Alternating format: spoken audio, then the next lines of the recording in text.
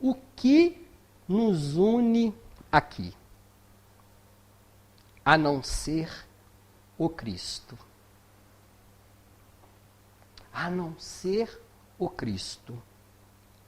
Talvez, é até natural, você pode até ter pensado, mas eu estou aqui por causa da minha dificuldade. Eu estou aqui por causa do meu trabalho. Eu estou aqui por causa da minha família. Eu estou aqui por causa da nossa tarefa. Isto é o que nos trouxe aqui. Mas o que nos une aqui é o Cristo. E no Evangelho, principalmente no Novo Testamento, nós vamos ver várias citações de Jesus, ele mesmo dizendo, no Evangelho de Mateus, no Evangelho de Lucas, no Evangelho de João e no Evangelho de Marcos. Ele mesmo se propondo, eu sou o caminho, a verdade e a vida. Jesus é o caminho. Ninguém vai ao Pai a não ser por Ele. Mas ele diz que também é a verdade. Ele é a personificação de toda a verdade. De toda a verdade científica. De toda a verdade psicológica. De toda a verdade moral. E de toda a verdade religiosa. Mas ele diz também que é a verdade, a vida imortal. Jesus é a personificação da vida imortal. Mas ele diz também que é a porta estreita. A videira verdadeira. O bom pastor. Pensando num pastor, é aquele que acolhe, agrupa, une as ovelhas. Todos nós, todos, somos ovelhas de Jesus. Todos, irmãos encarnados, irmãos desencarnados. Meus irmãos, todos nós somos cristãos. Nós conhecemos Jesus há tanto tempo. Não conhecemos Jesus agora. Todos nós já estivemos envolvidos com eles em algum tempo, em outras oportunidades.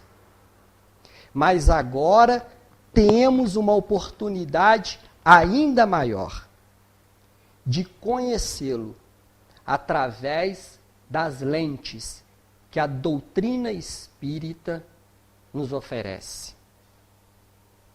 E no Evangelho, segundo o Espiritismo, no seu capítulo 17, intitulado Sedes Perfeito, há um item a qual Kardec intitulou Os Bons Espíritas.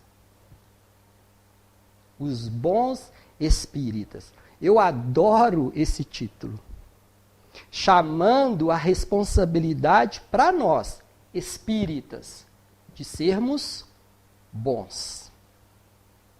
E neste item tem uma fala do apóstolo Paulo, que ele vai dizer: o verdadeiro espírita e o verdadeiro cristão são as mesmas coisas. Não há diferenças. Não há linhas divisórias. O que nos caracteriza é a bondade. não é o título em si, não é o nome, é a essência, é a bondade. E aqui eu queria trazer algumas perguntas para que a gente possa refletir sobre este item do Kardec, os bons espíritas, para complementar aquilo que Paulo está trazendo para nós. Porque há uma diferença. Qual o objetivo do Espiritismo? É a primeira pergunta para a gente refletir. Qual o objetivo do Espiritismo? É transformar as pessoas em espíritas? Por exemplo, 1 milhão de seguidores, próxima meta, 2 milhões. É esse o objetivo do Espiritismo? Por quê? Porque tem espírita que é uma pessoa má. Muito má. É egoísta, é malicioso, é ignorante, é bruto. Tem? Tem. Tem espírita que é uma pessoa boa, mas muito boa. É bondoso, é indulgente, é caridoso. Tem? Tem. Então eu vou fazer a pergunta de novo. O que vocês querem? Um espírita ou uma pessoa boa? Qual o objetivo do espiritismo? A resposta está no Evangelho. A formação do ser humano de bem. Esta é a resposta. Este é o objetivo. A formação do ser humano de bem. Ah, mas qual a profissão dele? Não interessa. Qual a orientação sexual dele? Não interessa. Qual o partido político que ele gosta? Não interessa. Qual a religião dele? Aí é que não interessa mesmo. O que interessa é a formação do ser humano de bem. Por isso, Kardec tão genuinamente colocou os bons espíritas. Ele não colocou espíritas bons, porque os bons são verdadeiros. Assim como os católicos, como os evangélicos, como os budistas, como os druidas. O importante é ser bom. Isto que é importante. Então, é a essência. É o que está por dentro. E aqui,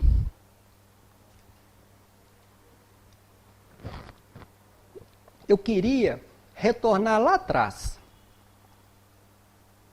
Lá nas raízes. Porque talvez agora a gente está observando os frutos. E a gente fica doido para pegar os frutos, não é assim? Mas tudo começou na raiz. Então, aonde iniciou esse título de cristão, a qual nós denominamos hoje? Onde tudo começou? Graças à doutrina espírita e o intercâmbio mediúnico. A gente vai ver aonde nasceu esse título de cristão, que está narrado no livro Paulo Estevão. Um livro maravilhoso. Um livro para ser lido, estudado, com muitos personagens maravilhosos, que deixou para nós legados de um bom combate com eles mesmos. Então foi aí que começou esse título, aonde nós denominamos cristão. Mas aí tem um caso muito interessante que aconteceu com Francisco Cândido Xavier, o nosso Chico, que está narrado no livro Nosso Chico, escrito por Saulo Gomes. Conta-se que Chico, certa vez, estava viajando de Belo Horizonte para São Paulo, de avião. E dentro de um avião tinha um cardeal italiano, em missão no Brasil. E quando o cardeal viu Chico dentro do avião, ele foi até o Chico. Chegou perto do Chico e perguntou: o senhor é o seu Francisco Cândido Xavier? Sim. Senhor Chico, eu queria te agradecer. O Chico assustou. Olhou aquele homem enorme, está narrado no livro, com aquela roupa de cardeal. Mas me agradecer por quê? Graças a você e o seu livro, hoje nós temos mais informação sobre Paulo e nós temos mais informação que não tínhamos nenhuma sobre Estevão. O seu livro está sendo lido e estudado no Vaticano. Ele foi traduzido em italiano. Então, quando você abre o livro Paulo e Estevão, o seu primeiro capítulo, a gente vai ver uma família de agricultores. Um pai, uma mãe e uma irmã. O pai, o irmão que é Gesiel, que é Estevão, a irmã que é Abigail. Então, abre o livro contando a história desses mártires do cristianismo. O segundo capítulo já entra na história de Saulo, que se transforma em Paulo. Então, um livro maravilhoso, com vários personagens maravilhosos, para que a gente possa ali extrair a essência viva do Evangelho do Cristo, para nortear as nossas vidas. Enquanto Jesus estava na terra, ele tinha ao seu lado os discípulos, os 12, que eram os discípulos mais diretos. Mas tinha aqueles que eram os indiretos, que eram homens, mulheres, crianças, que acompanhavam ele, aonde ele ia. Depois da crucificação, que passou aquele momento de tristeza, de angústia, da perca de Jesus, essas mesmas pessoas voltaram a se reunir, a ficar juntas de novo. É o que nós estamos fazendo aqui hoje. Só que eles lá faziam isso com muita dificuldade. Porque para eles era muito difícil. Hoje nós temos todas as facilidades do mundo. Todas as facilidades. Então essas pessoas voltaram a se reunir, a ficarem unidas de novo, pelo mesmo propósito de seguir os ensinamentos do Mestre. Porque quando a gente segue os ensinamentos de Jesus através do seu Evangelho, tudo que nos trouxe aqui, como eu falei no começo, tudo que nos trouxe, se é o trabalho, se é a dificuldade familiar, se é a enfermidade, se é a tarefa, tudo que nos trouxe aqui começa a ficar para nós mais fácil, começa a ser solucionado. Mesmo que a gente não tenha consciência disso. Porque as nossas visões começam a se ampliar. A gente começa a entender os porquês e os paraquês. Os porquês da dificuldade na família, mas para quê? Os porquês das enfermidades, mas para quê? Então tudo começa a ficar mais fácil para a gente. A gente começa a olhar as coisas de uma forma diferente. Então essas pessoas, no primeiro momento, eram chamadas homens e mulheres do caminho. Talvez pela influência da Casa do Caminho. Quando a gente lê o livro Paulo e Estevão, a gente entende um pouco disso. Eles eram chamados homens e mulheres do caminho. E aqui a gente vai entender, porque na verdade, qual é o convite de Jesus para todos nós, senão de uma jornada? É interessante a gente pensar nisso. É interessante, porque todos nós, estamos num caminho. Todos nós, encarnados e desencarnados. E o grande desafio é permanecer nele.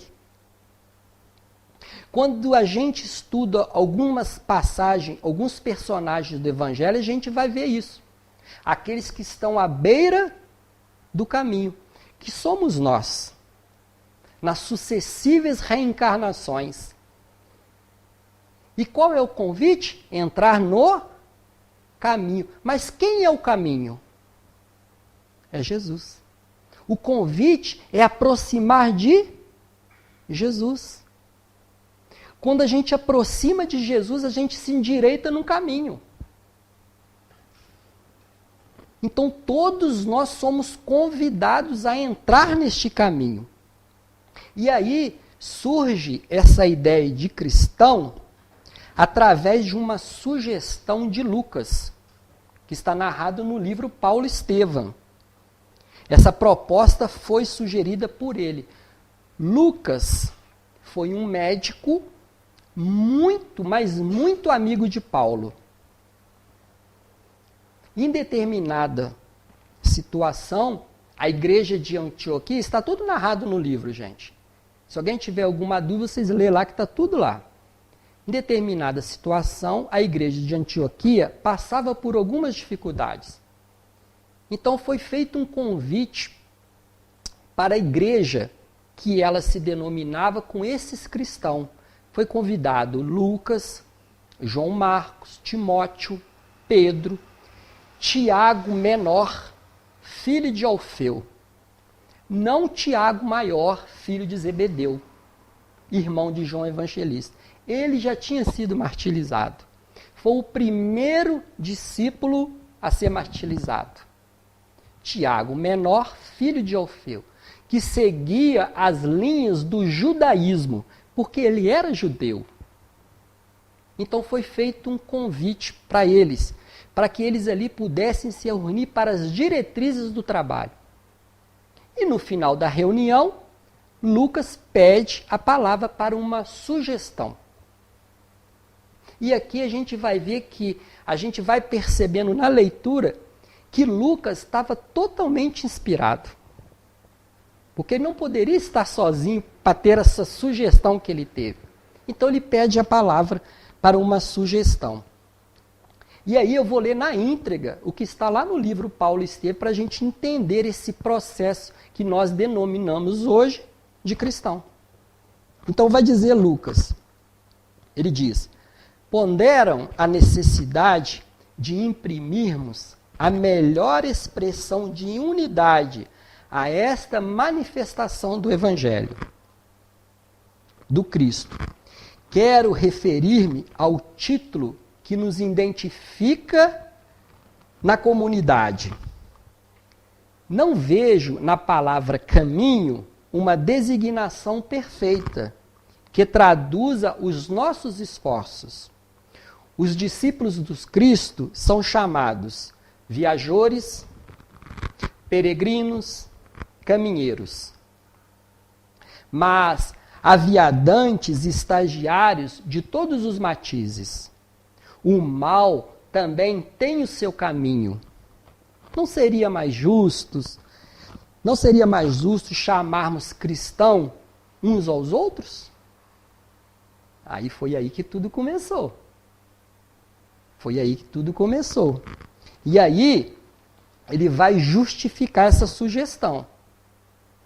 Ele vai dizer: este título nos recordará a presença do Mestre, nos dará energia e coragem em seu nome e caracterizará de modo perfeito as nossas atividades em concordância com seus ensinos. É interessante a gente pensar na sugestão de Lucas.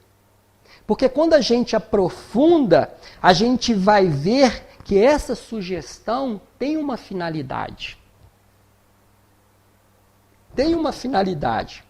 Então, se caminho remete a uma jornada a qual todos nós estamos inseridos, e lembremos que é importante seguir o caminho, quando nós transferimos para cristão, a gente muda o foco de nós mesmos para a meta. Para aquele que está além de nós. Então nós vamos ter no Cristo a nossa referência a nos dizer: é isto que nos une. É isto que nos une. É por isso que nós estamos aqui ainda hoje, há 2000 anos, com a vinda de Jesus, unidos através do seu Evangelho. É isso que nos une.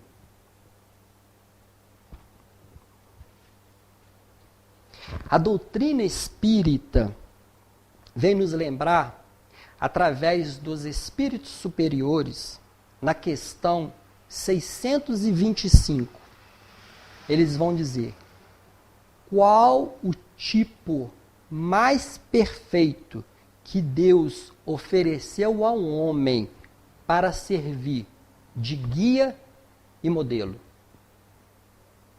Jesus. Jesus é a nossa meta. Jesus é o nosso guia. Jesus é o nosso modelo para todos. Para todos nós. E aqui eu queria recorrer a Emmanuel, porque ele traz uma mensagem muito interessante, que está narrado no livro Vinha de Luz, capítulo 161, intitulado O Cristão. O Cristão. E Emmanuel pega uma mensagem que está no Evangelho de Mateus, capítulo 5, que é uma fala de Jesus. Na verdade, é um alerta de Jesus para todos nós. Olha que vai dizer Jesus: se a vossa justiça não exceder a dos escribas e fariseus, de modo algum entraremos no reino do céu. Gente, isso aqui é muito importante. E eu queria até complementar com as minhas palavras. Pedir permissão a Jesus, aos espíritos que estão aqui perto de nós nos inspirando. Eu queria até complementar. Porque aqui, a justiça aqui é no seu sentido de responsabilidade. Então ele vai dizer: se a vossa responsabilidade não exceder a dos escribas e fariseus, de modo algum entraremos no reino do céu. Então, se a nossa responsabilidade como espírita, como católico, como budista, como evangélico, não importa, mas se não exceder a dos escribas e fariseus, não entraremos no reino do céu. Mas quem são esses escribas e quem são esses fariseus? Aí entra Emmanuel. Olha o que vai dizer Emmanuel. Os escribas e os fariseus não eram criminosos e nem inimigos da humanidade. Cumpriam todos os deveres públicos e privados. Respeitavam as leis estabelecidas. Reverenciavam a revelação divina. atendia os preceitos da fé, jejuavam, pagavam os impostos e não exploravam o povo. Quando eu li até aqui, eu assustei. Porque eu pensei, ué, o que está de errado com esse povo? Porque Jesus chamou eles de hipócritas. Jesus chamou eles de hipócritas. Mas até aqui eu pensei, mas o que está de errado com esse povo? Porque a gente está vendo aqui, ó, eles não eram criminosos, eles não eram inimigos da humanidade, eles cumpriam todos os seus deveres públicos e privados, quer dizer, com a família, no trabalho, respeitavam as leis estabelecidas, atendiam os preceitos da fé, quer dizer, ia nas igrejas, rezava, né? Tudo isso eles faziam. O que está de errado com esse povo? E ainda Jesus chamou eles de hipócritas. Para o emissário celeste, a justiça dele, as responsabilidades deles, deixavam a desejar. E muito, ao ponto que Jesus chamou eles de hipócritas. Hipócritas. Aí, continua Emmanuel, no mesmo capítulo. Adoravam o eterno Pai. Igual nós. Adoravam o eterno Pai. Mas não vacilavam em humilhar o irmão infeliz. O irmão que erra. O irmão que equivoca. Não vacilavam. Apesar de amar a Deus sobre todas as coisas. Mas tinha dificuldade de amar ao próximo. Hipócritas. Hipócritas. Respeitavam. Adoravam Etetá. Ó. Repetiam formas verbais no culto à prece. Todavia, não oravam expondo o coração. É o que dizia Jesus. Esse povo me honra de lábios, mas muito longe está o coração. Eram corretos na posição exterior. Contudo, não sabia descer do pedestal do orgulho falso em que se erigiam para ajudar o próximo e desculpá-lo até o próprio sacrifício. Era correto por fora. Então tinha muitos movimentos exteriores, mas nenhum movimento interno. Nenhum. Raciocinavam perfeitamente, inteligentíssimos, no quadro dos seus interesses pessoais. Todavia, eram incapazes de sentir a verdadeira fraternidade, suscetível de conduzir os vizinhos ao regaço do Supremo Senhor.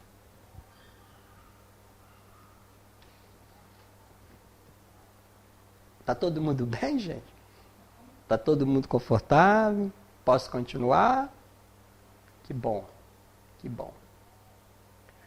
Lembrei aqui de uma fala dos antigos, né? Eles falam, remédio bom é remédio amargo. Os antigos falavam isso. Então, talvez agora vai ficar um pouco mais amargo. Eu juro que é um pouquinho só. Mas é bom. É bom. Eu lembro, na minha época de criança, eu tinha muito problema de garganta, inflamava minha garganta, faringite, laringite. E aí a minha mãe corria comigo para o NPS, antigamente era o NPS. Corria comigo, dava febre, chegava lá desesperado. Tinha duas soluções. A primeira era bezetacil. Gente, eu já ia chorando.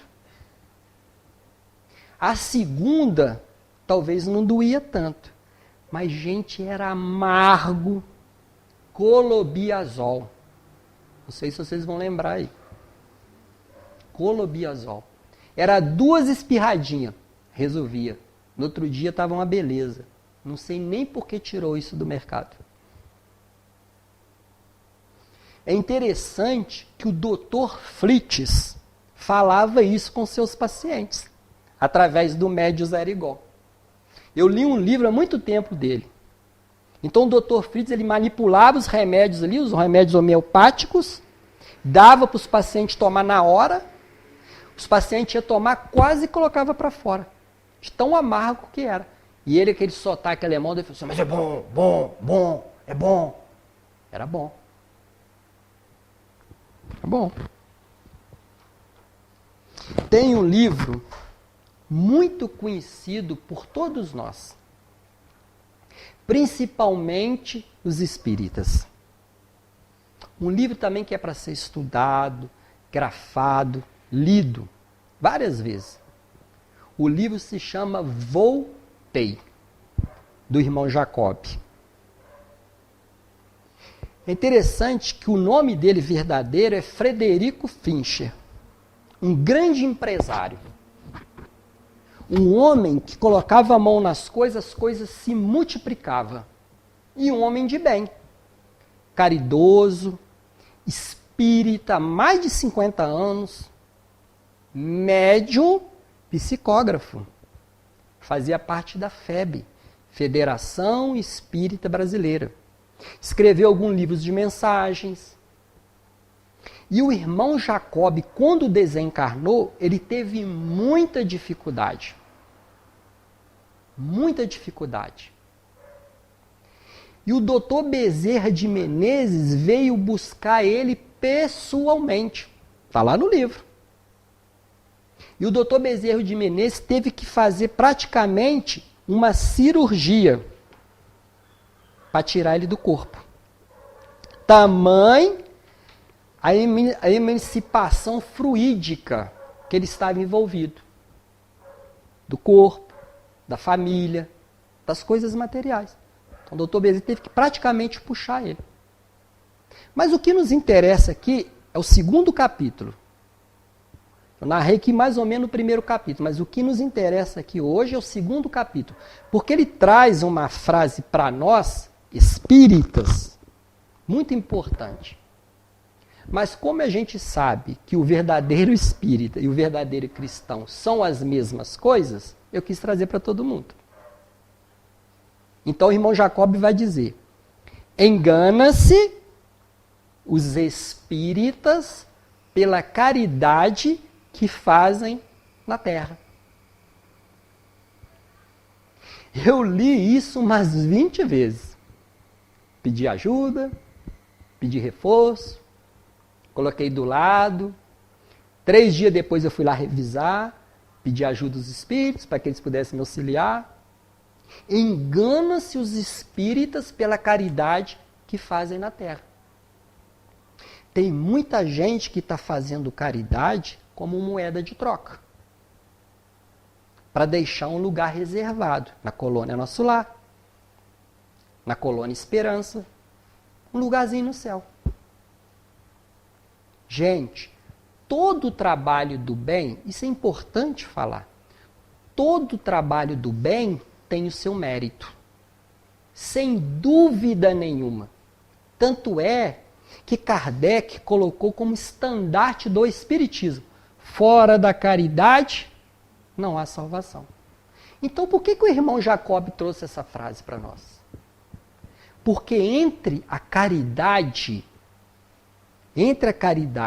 e o mérito tem a intenção.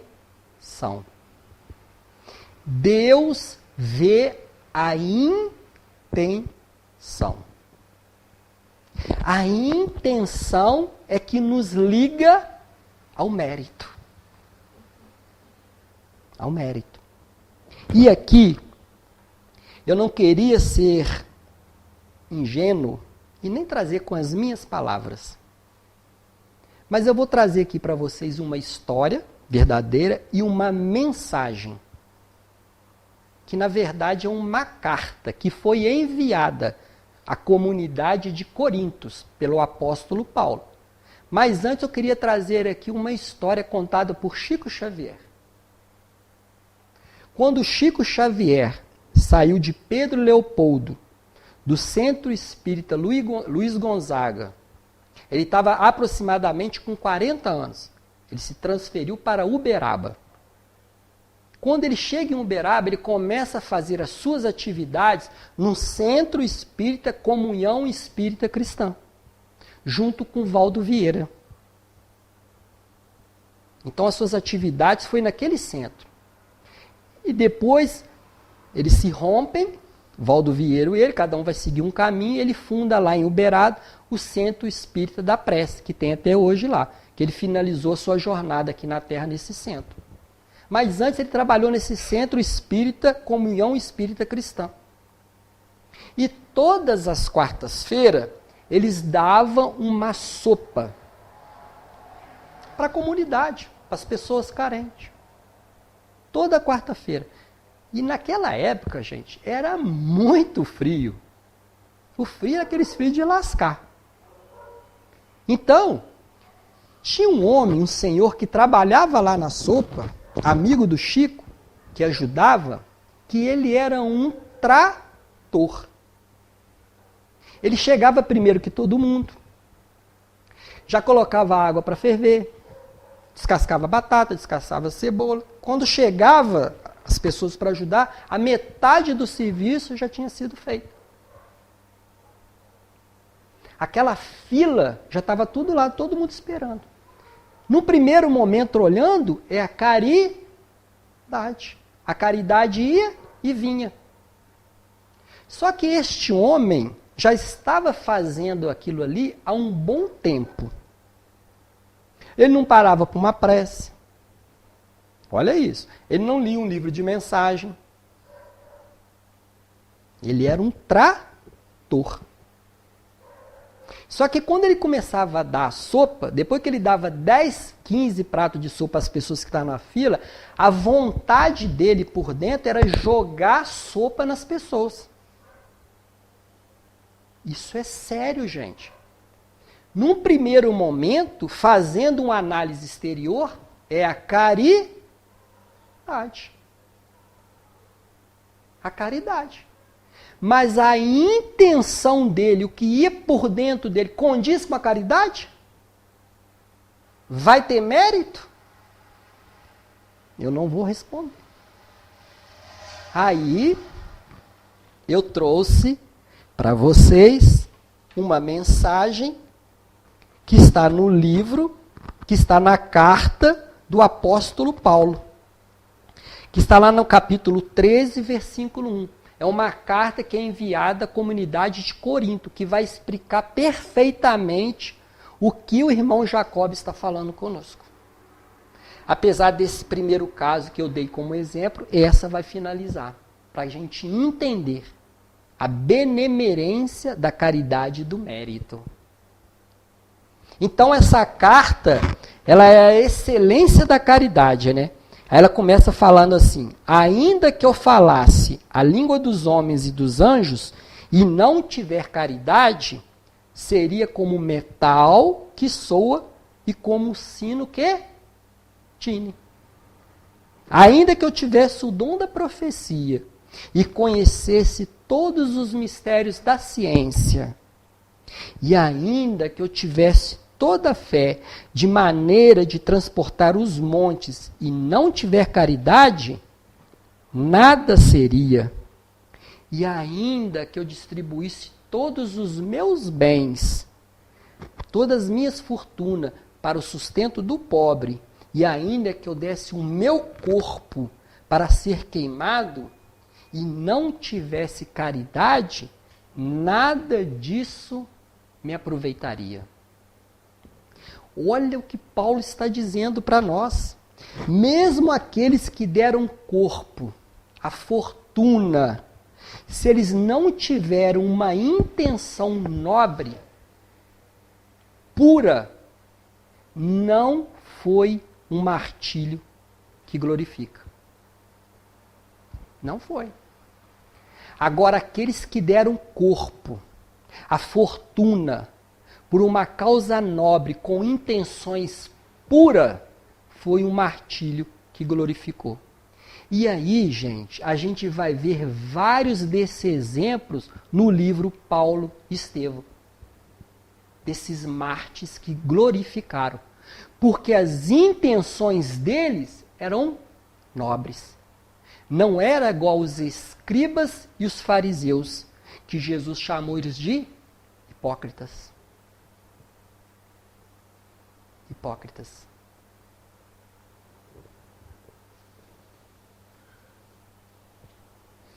E aí, para a gente finalizar, eu queria trazer aqui para vocês um refrigério. Uma mensagem de Emmanuel que é um refrigério. Que está no livro Paz e Libertação. Porque a paz, ela nos liberta. A paz nos liberta. Então vai dizer Emmanuel, quando nas horas de íntimo desgosto, o desalento invadir a alma e as lágrimas aflorarem aos olhos, buscai-me. Eu sou aquele que sabe sufocar-te o pranto e estancar-te as lágrimas. Quando te julgar incompreendido dos que te circundam, e viste que em torno há indiferença, acerca-te de mim.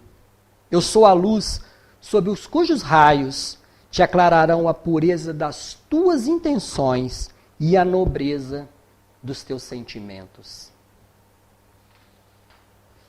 Quando extinguir o ânimo para arrostarem as vicissitudes da vida e te acharem na eminência de desfalecer, chama-me. Eu sou a força capaz de remover-te as pedras do caminho e sobrepor ti as adversidades do mundo. Quando ecrementemente açoitarem os vendavais da sorte e não souber aonde reclinar a cabeça, corre para junto de mim. Porque eu sou o refúgio, cujo seio encontrará guarita para o teu corpo e tranquilidade para o teu espírito. Quando te faltar para a calma nos momentos de maior aflição, e te considerar incapaz de conservar a serenidade do espírito, invoca-me, porque eu sou a paciência que te faz vencer os transes mais dolorosos e triunfar nas situações mais difíceis. Quer receita mais perfeita do que essa, diante de qualquer diagnóstico da vida? Invoca-me, porque eu sou a paciência que te faz vencer os transes mais dolorosos e triunfar nas situações mais difíceis. Quando te debateres no paroxismo da dor e tiver a alma ulcerada pelos abrolhos e pelos espinhos, grita por mim. Eu sou o bálsamo que cicatriza as chagas e te memora os padecimentos. Quando o mundo te iludir com as suas promessas falazes e perceber que ninguém pode inspirar confiança, vem a mim.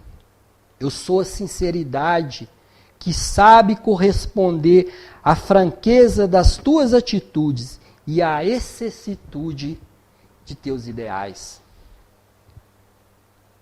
Quando a tristeza e a melancolia te povoarem o coração e tudo te causar aborrecimento, chama-me por mim. Porque eu sou alegria que insufra um alento novo e te faz conhecer os encantos do teu mundo interior. quantas depressões, quantas melancolias não ia se desfazer se nós conhecêssemos os encantos do nosso mundo interior. Não só a sombra, mas as luzes que já conquistamos. Quantas? Invoca-me. Quando um a um te envelheceres os ideais mais belos e te sentir no auge do desespero, apela por mim. Porque sou a esperança que te robustece a fé e te acalenta os sonhos. Quando a impiedade recusar-te a relevar-te as faltas e experimentar a dureza do coração humano, procura-me, porque eu sou o perdão que te levanta o ânimo e promove a reabilitação do teu espírito. Quando duvidares de tudo, até das tuas próprias convicções, e o ceticismo avassalar a alma, recorre a mim, porque eu sou a crença que te inunda de luz e entendimento e te habilita para a conquista da felicidade. Quando já não provares a sublimidade de uma afeição terna e sincera e te desiludir no sentimento do seu semelhante, aproxima-te de mim, porque eu sou a renúncia que te ensina a olvidar a ingratidão dos homens e a esquecer a incompreensão do mundo. Por fim, quando quiser saber quem sou, pergunta o riacho que murmura, ao pássaro que canta, à flor que desabrocha e à estrela que cintila, ao moço que espera, ao velho que recorda. Chamo-me amor, o remédio para todos os males que te atormenta o espírito. Eu sou Jesus, aquele que nos une.